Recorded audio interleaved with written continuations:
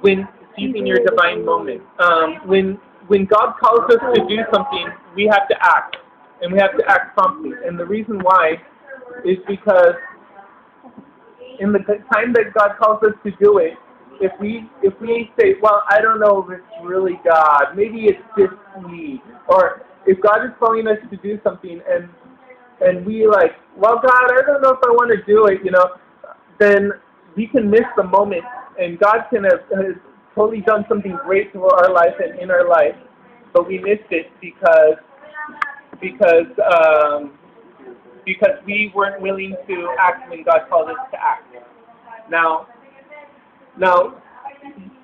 history doesn't wait and God doesn't wait. So when the moment comes, and we miss it, God may still do something. Or He may have given us the opportunity to save people who, because He didn't save them and God didn't use someone else, He acted in judgment when His intention was for their salvation. So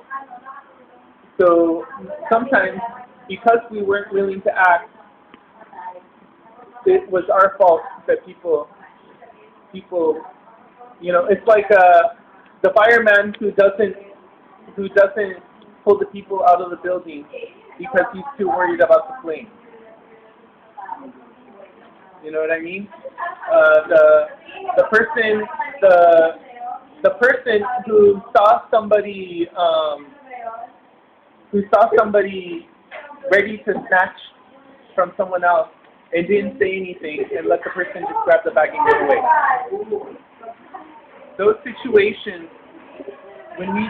because we don't act, the end results happen. And sometimes that will happen with things God calls us to do. The unfortunate events will take place because we didn't act. Other times, God will use someone else. He will say, okay, you didn't act, I'm using this person instead. And we miss out. But the most important thing is when God calls us to act, we need to act. When God calls us to do something, we need to take that step. We need to go forward with it because we can just miss the opportunities that God put in our way. We could just totally miss what God wanted to do in our life. And the awesome transformational things that God has intended for us will have been lost because we missed it. Okay, I'm going to read you a little story. How long did we have, if God was calling us to help when the Rwanda people? God called us to go as a people in 1976. He did that in 1994. There would be you did know that in 1994 there would be a great movement of destruction. Yes. He did did he call many people to go? Probably. Did all of them go? Probably not. But there was a moment in history that we didn't wait because God knew that tragedy would come, and many who could have entered into eternity, knowing Him, didn't. So, question: whom did God place in your life at just the right time to turn you toward Him?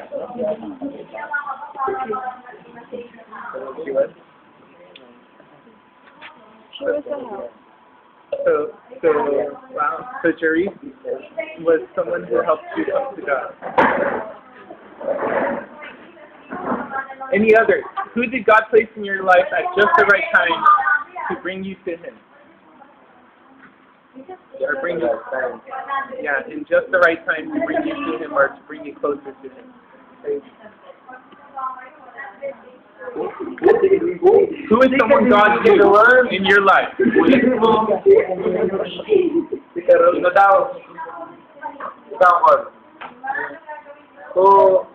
one who God placed to bring you closer to Him? Sino tayo nilagay ni Lord para lalo ka makakapapalapit kay Lord? Okay, question for 8. When did you get saved? Really saved? Really saved? Not just Sunday school.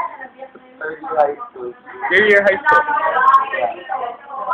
Who was with you at that time? Ate March. Ate March. So Ate March was the one who probably prayed with you and who God spoke through to help you to execute him. So Ate March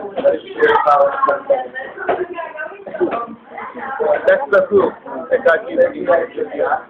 Okay. Yung nito,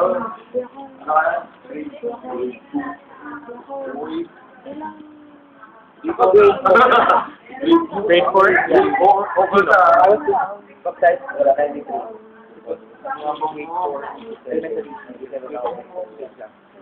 And who was the person?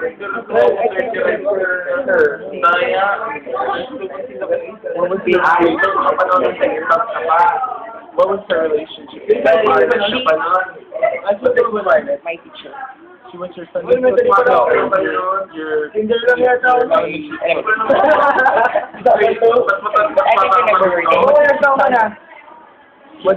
what did you say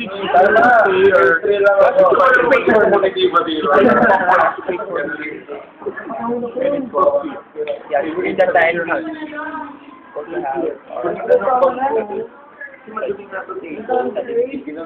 because I was enrolled in a Christian all of the teachers are Christian. That was June 19, 1998. Oh, no. 2002. 2002. Ano na naman? Anong pera? Okay, so I'm going to turn the question around a little. Who has God placed in your life who might need a word from God for you? Sino naman yun, di ba